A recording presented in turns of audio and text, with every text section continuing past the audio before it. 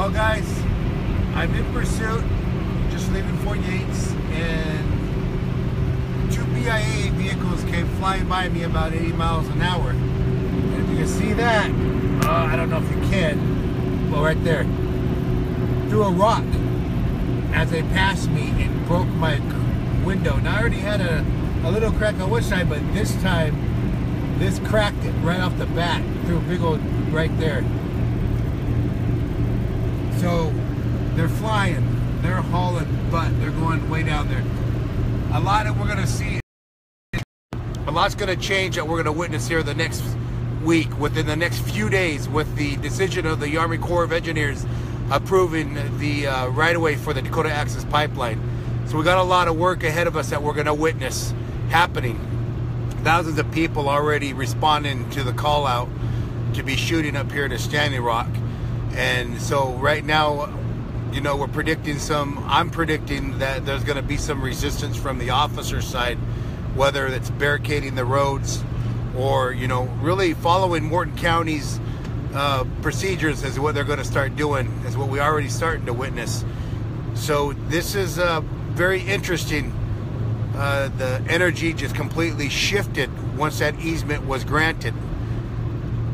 It's only been a few hours and it's been taking off really fast. So I left Fort Yates and I'm on my way back to camp, and the vibe has already changed. People texting and calling in, and you know, the messages flowing in about what they just witnessed on the video there inside the council chambers. And the looking at here is that, you know, it's in chaos here.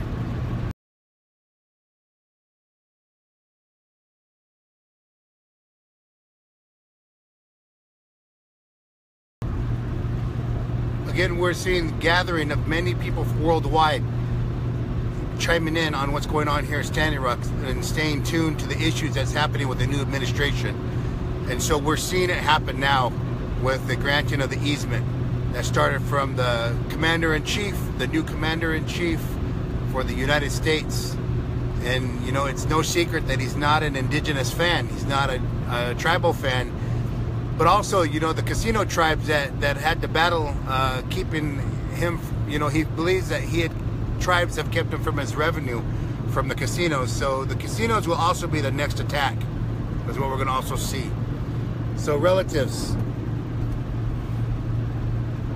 stay tuned. I'll do everything I can to keep you updated on the road conditions right now. Are fair road conditions right now. It was snowing last night, but they're clear. We got a beautiful sunset, so the weather is not really bad. Last night it was blowing sideways and it started to snow, maybe only a few inches. I just got to interview a few tribal members and talk with them about their concerns about what was going on. And they shared with me that many tribal members in Cannonball supported the water protectors, opened up their homes, is where I'm at, as well as one of the tribal members there had opened up their home for me and my team. And we're there on private property as well. So it's been a blessing to see that we are wanted at the area to protect the water for the community. But we also have to make sure that we keep the people in solidarity. If you're ever coming this way, this is what you're going to see, is this Prairie Nights Casino. From here, it's another 5 miles to the Sacred Stones Camp and Osheti Camp, which has been the cleanup. So I'm going to pull up over here and fill up on gas and make sure I'm fully, I've got a full tank, and for what's going to happen in the next few days. You know, we might not be able to get out of the camp, and the escalation on what's happening here on the decision today.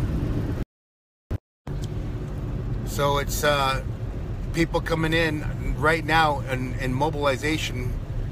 And it's really interesting to see where they're coming in from. California, Washington, the East Coast. So it's, what do you bring? You know, if you do come in, and I asked Phyllis that, you know, one of the things our discussion was is self-reliance. you're going to bring in something that's got to be heated, like heaters, propane heaters. Make sure you bring those in, and wood stoves. You have to be self-reliant. Your food has to be able to withstand the cold, so you're gonna have to change your food diet to jerky. You guys want to send me jerky and protein bars, P.O. Box 589 Fort Yates, North Dakota 58538, and dehydrated food. And we got water here, and we got to make sure our water stays warm as well. Those are the things that she recommended: dried berries, dried fruit, dried salmon, smoked salmon, jerky. Those are the things, because if they cut off the access, we're going to have to be self-reliant from the inside out. We've seen, I showed you guys yesterday, the militarization had taken its right above Osheti camp now. So this is something very serious that's starting to happen with the decision today. And it is a clear violation of indigenous rights. And we're going to make sure that, you know, we do the best we can to hold ourselves accountable to act accordingly while we're doing a demonstration of prayer as well. And to educate our communities on what is happening here, educate your circle on what is happening here with the Dakota Access Pipeline over desecrated sacred sites that they have desecrated through with the pipeline. And many of the sites will never be recovered. If you guys follow a lot of the states that will do this for agriculture, they'll desecrate sites for agriculture. You can Google that and see tribes, states that will do that, desecrate sites for agriculture, which would mean farming or anything in that nature. So there is no accountability, and in their mind is no evidence of sacred sites. And by the aerial footage I've been showing you guys with the Dakota Access Pipeline, you're seeing them desecrate those sacred sites all over that mountain. They're plowing in fields like football fields across, trying to level out areas where they think it's a sacred site, where the tribe had documented it's a sacred site. So it's one of the things that, you know, do your homework. And indigenous history is completely different than Western history. You're not going to learn any of this Western history in the schools. That's why it's so important to share with you guys what's going on here in North Dakota, Standing Rock, North Dakota, because this has also happened on our reservation in Paiute country in Nevada, with the Forest Service currently trying to cut down our pine nut trees and not consulting with the tribes and doing a proper environmental impact study, including the tribes. They do what's called consultation. If they just bring the message, that's consultation, and in their mind it's approval, which it is not. That's what we're seeing here, is a violation of that EIS. So we got to make sure that we hold them accountable. All you guys in DC, hold the promises of the forefathers of this country accountable for this generation. This generation needs to hold those promises up, uphold those promises.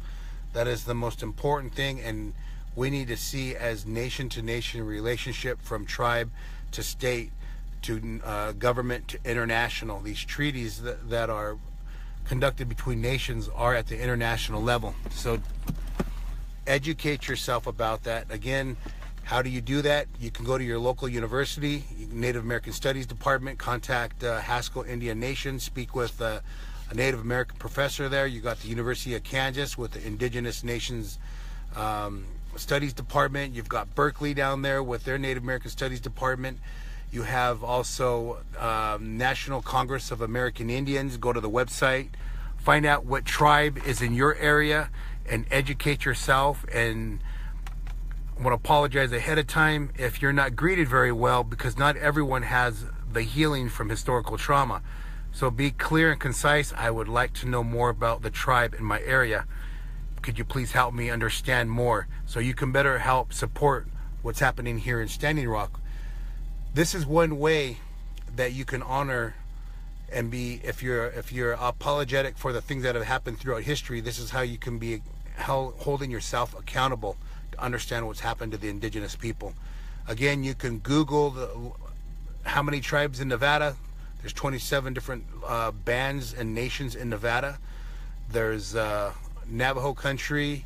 You've got Lakota country. You got, you know, Albuquerque with several of the pueblos around the area. So, you know, Arizona, you got many of the tribes down there. Florida, you got tribes. 6 Nations down to New York.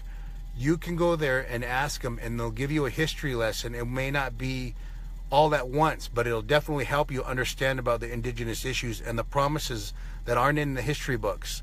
So important that you educate yourself on what we are witnessing today. This is what we are witnessing with the indigenous people and the violations that's happening here, the human rights violations that are happening here, the First Amendment with the Native journalist that was just arrested a few days ago, as well as myself. Amy Goodman had a little bit more clout and publicity, so she was able to get off, which I went to jail, you know, for the same thing. We were standing at the court when she was there. I was there. I still have the charge. I'd like to see where that's going and look at support, more support from Amy Goodman to put pressure on them. And my charges were less than her charges, and I still have not been to court. It's been almost 6 months. I have not been to court. So we're seeing violations here with a tactical violations of the due process that are happening here in the court system. All right, relatives, I'm gonna get gas, make sure I get everything that I need. My gut feeling is that they're gonna barricade the front, and so we need to be self-reliant. And we've already seen them do that a few days when they encroached on the last child camp. And I gotta say this many times, who is their negotiator? Well, they're inciting a riot by fully coming militarized. And they can send some Kirschmeyer himself, if he's got a pair, he can walk in and say, you know what, guys, I'm going to do this the right way. Hey, guys, we don't want to make a mass arrest here. We know you're praying. We know this is a demonstration of prayer. We know there's water protectors down here. Would you guys, we're going to let you finish your prayer. And if you don't come off in a certain amount of time, then I'm sorry, but we're going to have to come in. That's what he could do. But he's not going to do that. He has to justify his budget as well as the governor for their $8 million in cost spendings that they're put in for requests for more money to come back to the state. We're also looking at, you know, with this barricade up as well, that's cost the tribe economic development. It costs emergency services to go all the way around, the ambulance to go all the way around on Highway 6.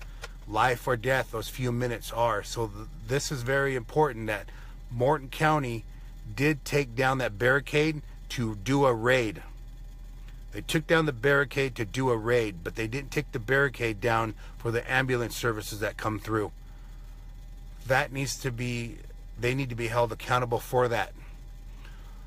These are just the facts, you guys. I'm just sharing with you the facts. And I want to also thank the youth of Bismarck for reaching out to me, and I want you guys to continue to do your homework, the high schools over there in Bismarck and Mandan, and continue to share in your classroom and your community on what you're witnessing here. I met several students that were actually down here at the camp for themselves, and they were witnessing what was going on down here. So that's very important, that that next generation doesn't carry on the hurt and the racism from this generation that we're seeing on the Morton County side. This generation is what we're witnessing, is that high level of tension. And you know, you got one side that's praying for them, and we're not seeing it come from the other side. You can include spirituality into your daily routine, guys. Again, we're going to pray for your water. We're going to pray for you and the families, that you know that your heart be touched in a good way. And it can be a part of the political system, is that spirituality as well. It's a power in place. It's also can be a spiritual assessment that can be included into politics. So these things are what we're seeing here happen. We're going to continue to stay in prayer, share with you what's going on, and it's currently getting really cold. When you come here, don't come with knitted hats. You come like you're going skiing. You come like you're going to the Arctic, because that's how cold it is. You know, until yesterday was minus 10 last night, and we're getting that cold again. So you got to come self-reliant, and also be ready to take care of yourself and contribute to the community. So if you're bringing a kitchen, be very careful on what you bring and the hygiene things that you bring, and definitely bring a large heater. That is what's important. Many blessings, relatives. I'll keep you guys updated as we're moving along and saying to this in a good way. In a good way. Aho.